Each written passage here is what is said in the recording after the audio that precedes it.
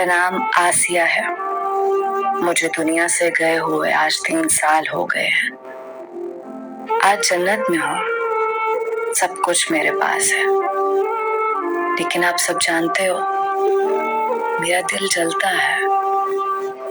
मुझे सुकून नहीं आता कहीं भी। मैं बहुत खुश रहने वाली लड़की थी। मुझे मेरे चाचा चाची ने पाला था। मेरे मामा बाबा बचपन में ही एक एक्सीडेंट में दुनिया से चले गए। मैंने माँ बाप के बिना जैसे भी हुआ जिंदगी गुजार दी। मेरी शादी चाचा चाची ने करवाई। मेरा शौहर बहुत अच्छा था, मेरा ख्याल रखता था, मुझे उदास नहीं होने देता था। मेरा शौहर उस वक्त बहुत खुश था जब हमारे यहाँ पहली बेटी पैदा हुई थी। वो खुशी से मुझे सीने से लगाता था। फिर यूं हुआ, अल्लाह पाक ने मुझे 5 बेटियां दी। एक बेटी एबनॉर्मल थी, वो चल फिर नहीं सकती थी। मेरा शौहर मेरी सास ताने देने लगे। मैं अपनी बेटियों को लेकर बहुत रोई थी। शौहर मुझसे मुंह फेरने लगा, मुझे खर्ची देना बंद कर दी। मेरी छोटी छोटी शहजादियां भूख से तड़पने लगी। माँ हूं ना, जब अपनी बेटियों की भूख बर्दाश्त ना हुई, मैं अपने शौहर से झगड़ा करने लगी। जब मैं अपने शौहर से लड़ती, मेरी छोटी छोटी नन्ही सी परियां दीवार के साथ खड़ी एक कोने में चीख चीख कर रोया करती थी। शौहर एक डंडा उठाता, उस वक्त तक मारता जब तक मैं बेहोश ना हो जाती। मेरी बेटियां मेरे होश में आने तक मेरे साथ बातें करती रहती। एक कहती, मम्मा उठ जाओ ना। एक मेरा मुंह चूमती, मेरी आंखें खोलने की कोशिश करती। बड़ी वाली इतनी डर जाती, वो मेरे दुपट्टे में छुप जाती। जब मैं होश में आती तो कहती, मामा हमको खाना नहीं खाना, बस आप हमारे पास सो जाएं। अपनी भूखी बेटियों को सीने से लगाकर लोरी सुनाती। माँ बाप थे नहीं, चाचा चाची ने बोझ उतारा सर से। कोई सहारा बाकी नहीं था। सास मेरा कलेजा खाने को दौड़ती। शौहर घर आता, मेरी बेटियां मेरे पीछे छुप जाती थी। मेरी बड़ी बेटी 7 साल की थी।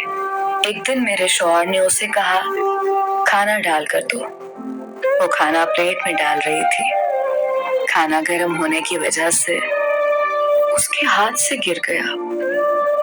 मेरे शौहर ने उसे इतना मारा कि उसके मुंह से खून निकलने लगा। कहने को बाप है, लेकिन वो जलाद है। उसे लगता है बेटियां बोझ हैं।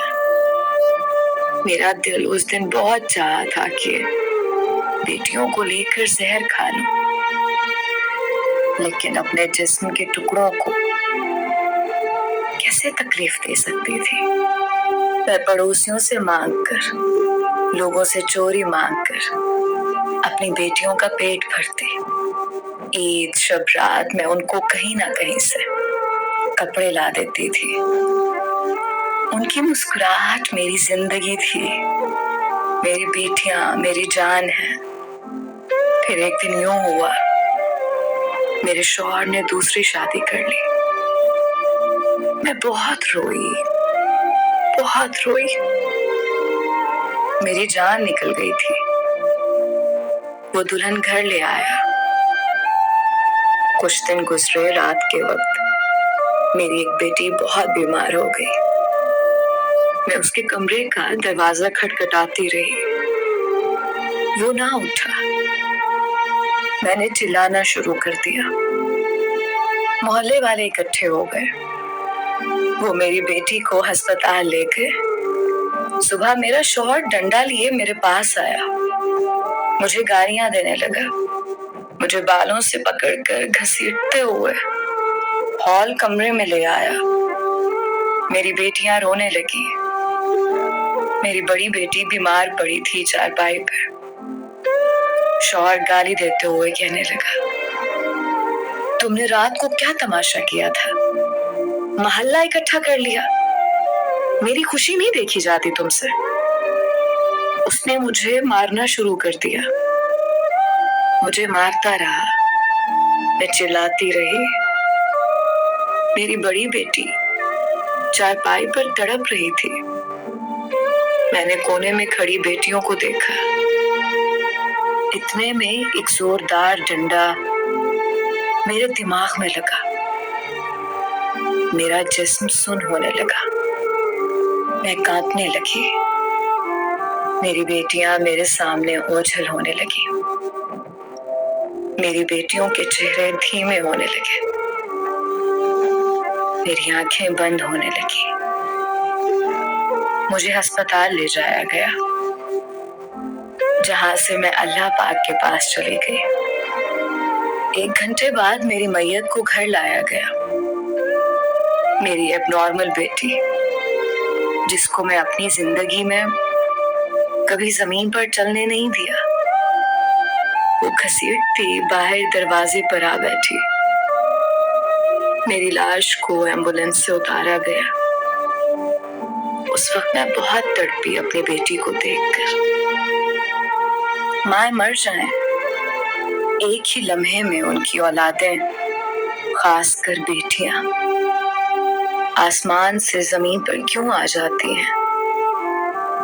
आखिरी बार अपनी छोटी बेटी को देखा, जो 2 साल की थी। वो अनजान थी, चारपाई पर खुद खेल रही थी।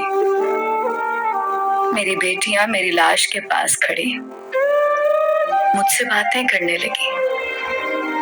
बड़ी बेटी ने मेरा खून साफ किया। छोटी मेरा मुंह चूम रही थी। एबनॉर्मल बेटी को कमरे में बंद कर दिया था कि वो तंग करेगी आए हुए लोगों को। एक मेरी आंख से बहने वाला आंसू साफ कर रही थी। मैं आसमान की तरफ सफर करते हुए सब देख रही थी। एक बेटी ने मेरी आंखें खोली और कहने लगी, मामा उठो, छोटी रो रही है, उसे भूख लगी है। वो सारी रात मेरे पास बैठी रही थी। मेरा जिस्म ठंडा पड़ चुका था। मेरी बेटी ने अपनी छोटी बहनों को अपने पास बिठाया। कहने लगी, मामा सो गई हैं, मामा के साथ लेट जाओ।